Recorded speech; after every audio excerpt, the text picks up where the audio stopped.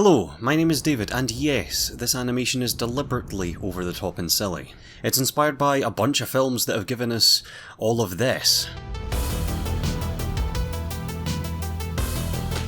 Part man, part machine, but all cyber commando.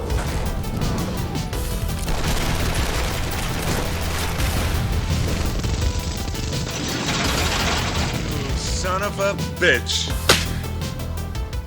The voice acting is also deliberately cheesy and terrible. It's supposed to be funny. It was inspired by a bunch of genres that have given us all of this. I want to be blinded with your cyber love.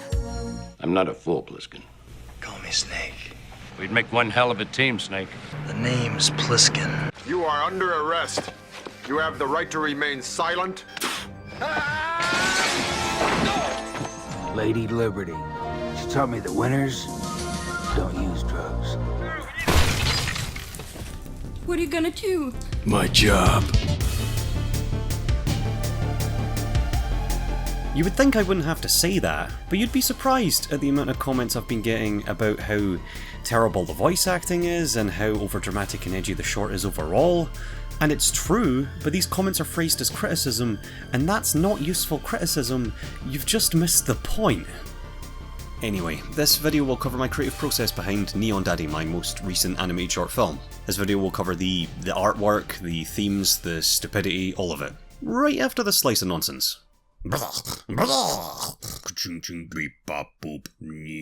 Hey yo, I'm a robot man, other robot, and rape bug. No need for violence. Beep beep.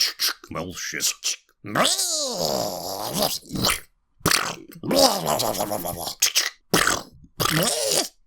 Beep bop boop, motherfucker. We are one and the same.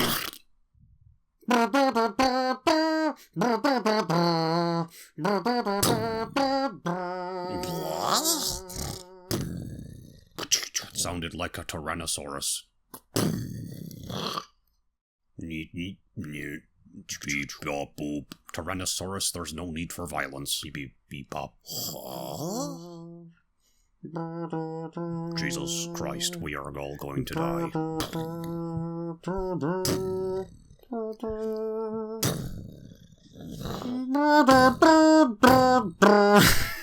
I'm a dinosaur.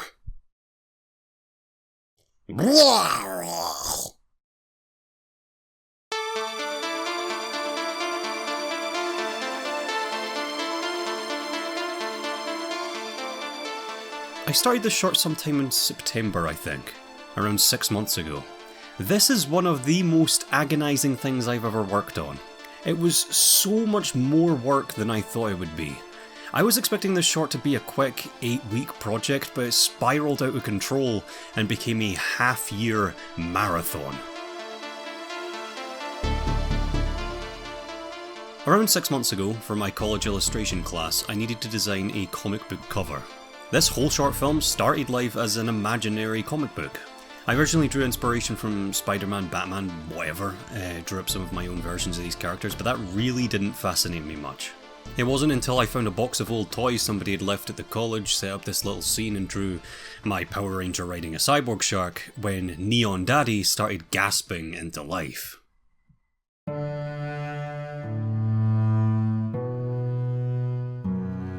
Super Zentai Cyborg Shark. This masterpiece depicts an eloquent Power Ranger wielding a branch of berries atop a cybernetic monster shark, chasing a guppy.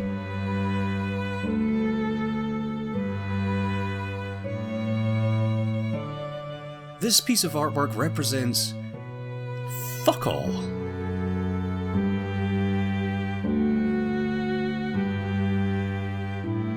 I must create, I said to myself. This must grow, evolve, transcend another art form, become a film. Thousands of people, nay, hundreds of thousands, must know of this piece. And so, as if destined, I got to work.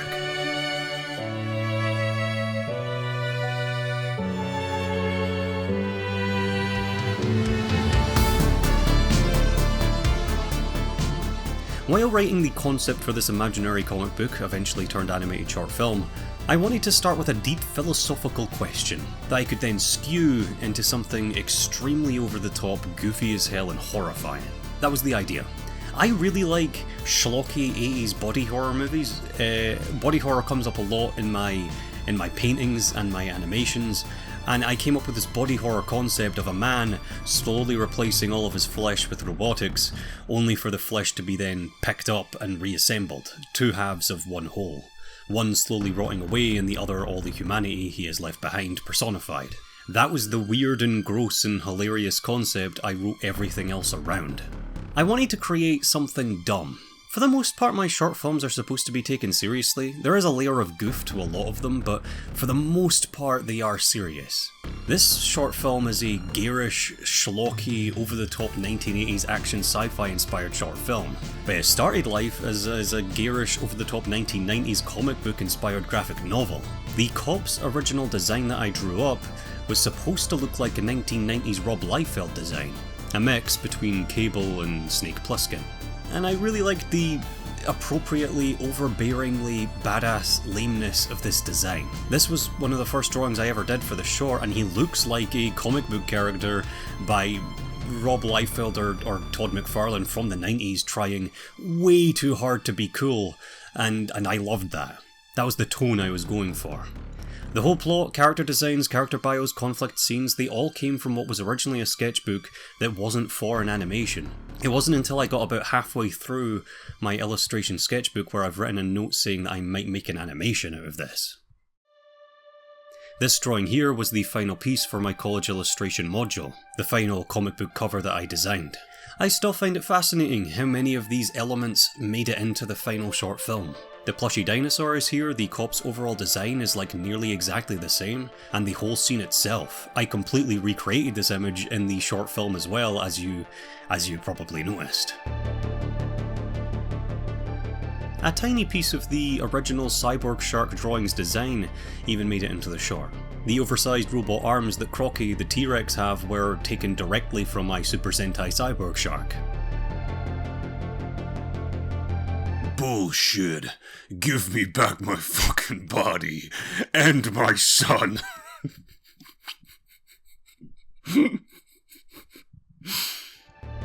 For research, I watched a colossal amount of 80s movies while working on this short. The obvious ones, Terminator, Robocop, Aliens, but I also watched a ton of horror movies too. Schlocky body horror specifically became a huge influence, like I mentioned. David Cronenberg, Stuart Gordon and John Carpenter became surprisingly huge influences on this short film. People have mentioned that this short reminds them of Far Cry Blood Dragon and Kung Fury, which were definite influences. I love both of those, but by far the band GUNSHIP and John Carpenter's movies were far bigger influences. If you're listening to this recording, then I need your help. I'm recording this because this could be the last thing I'll ever say. For research, I also took a trip to Edinburgh Museum. They have a robotics exhibition on right now, I think it ends in May. It's really, really cool. They had the T-800 from Terminator and Maria from Metropolis there. Some crazy looking awesome stuff. Just the lighting alone in that pop culture robotics room with Maria gave me a ton of cool ideas for colour schemes for scenes in this short. Maria's design alone is one of my favourite robot designs in all of cinema.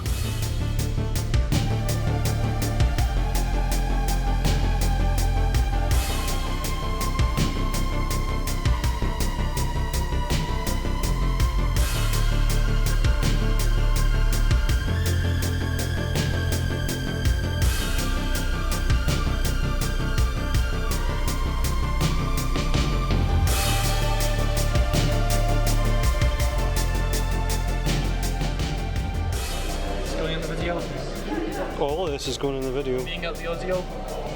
Yeah. Push to so I can show your face. I have no idea who this is. I have never met this woman before in my life. She's a freak. This short film was kind of a nightmare, like I mentioned. I think it's a bit of a mess. It's aware it's a mess, and it's barely supposed to be taken seriously, so I think it gets away with it. It's just I rewrote this short film on the fly as I was animating multiple times, and to me at least it shows. It's one of the reasons the short took 3 times longer than it should have. This short film took so long, I started and finished another short film while working on this short film. There are honestly too many versions of this short film to list. One version had the Crook being a fully developed talking character, another version had the cop and Crook bro hug at the end instead of becoming one person, and another version, the weirdest version, was going to be twice as long, half animated and half live action. The story followed an 80s movie-obsessed man, played by my brother, an acting student.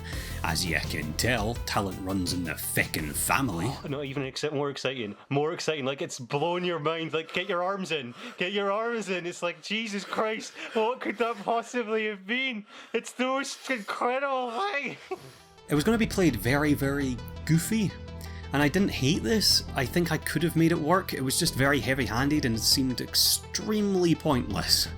And I just preferred the simpler version. I honestly think this short is already too confusing as it is. There's too many moving parts.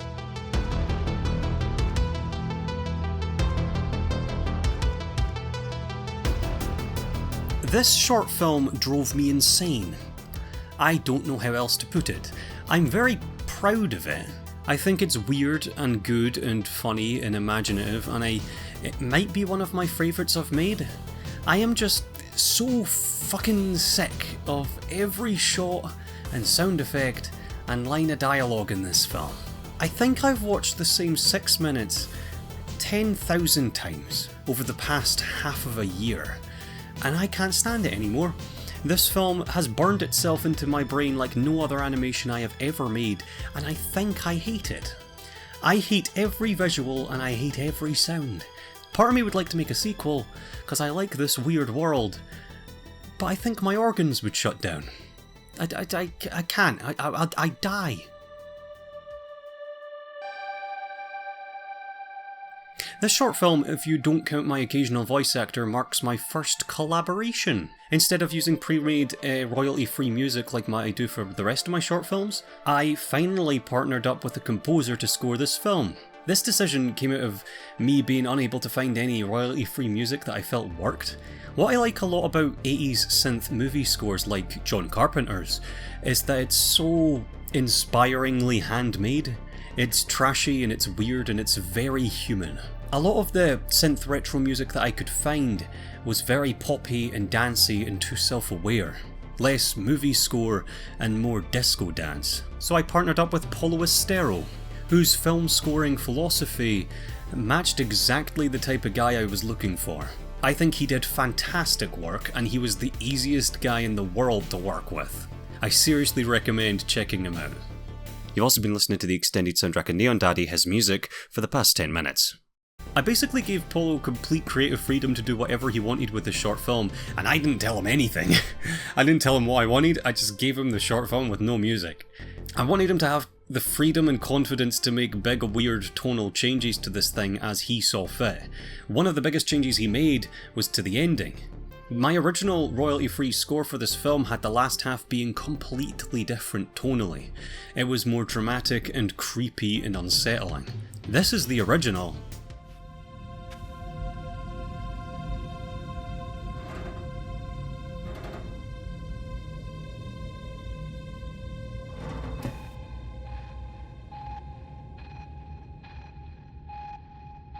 Son, I just want you to know that Daddy is sorry. And this is the final short.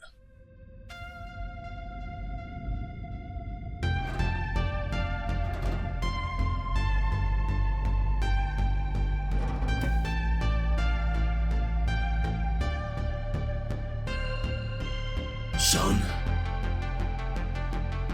I just want you to know that Daddy is sorry. Paulo turned it into something more fun and turned the ending scene into something more compassionate, which far better suits the theme of forgiveness that this short was going for. I love what he did. It completely changed the Crook's personality from a villain to a compassionate character, which suited the short far better than what I originally had. He improved the storytelling of this short film with his decisions and his music, and I really can't thank him enough for that.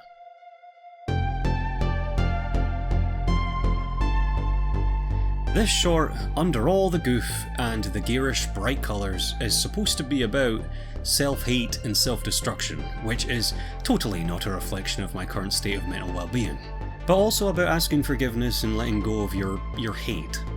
It's up to you how seriously you want to take this message, because the short's also dumb as hell and has a cybernetic Tyrannosaurus Rex called Crocky in it.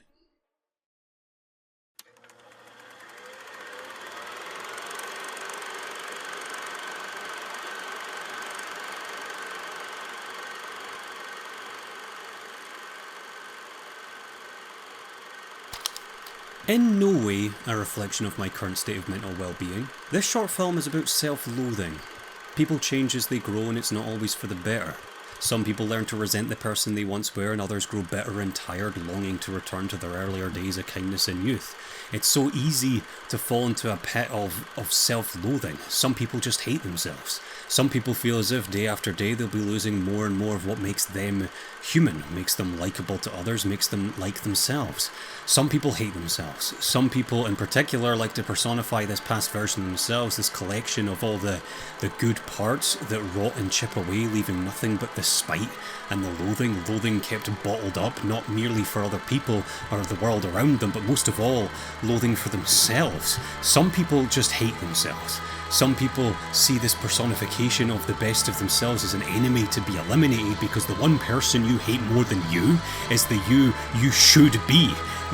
This perfect person to strive for. Some people just hate themselves and feel threatened that such a version of themselves could exist. This good person, all the bits and pieces of your actions and personality that make you good and caring, the parts for some reason you've left behind, replacing it with more and more self-hate and loathing. Some people just hate themselves. Some hate how they look and the way they act. They hate that no one seems to understand them. Some people just hate themselves. Some people try desperately to be a good person and create art and films are never satisfied with their own results. How could they be? They could always be better, feeling as if every single time they could have done better. Some people sacrifice way too much of the smaller things that make them happy for the sake of chasing some impossible goal of self-satisfaction that they know they'll never let exist.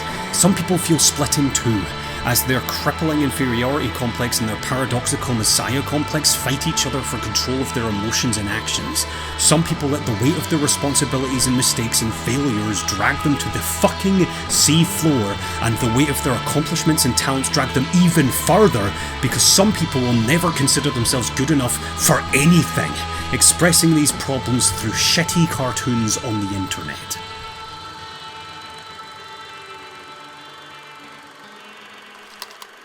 Blame a dinosaur, what the fuck's he talking about?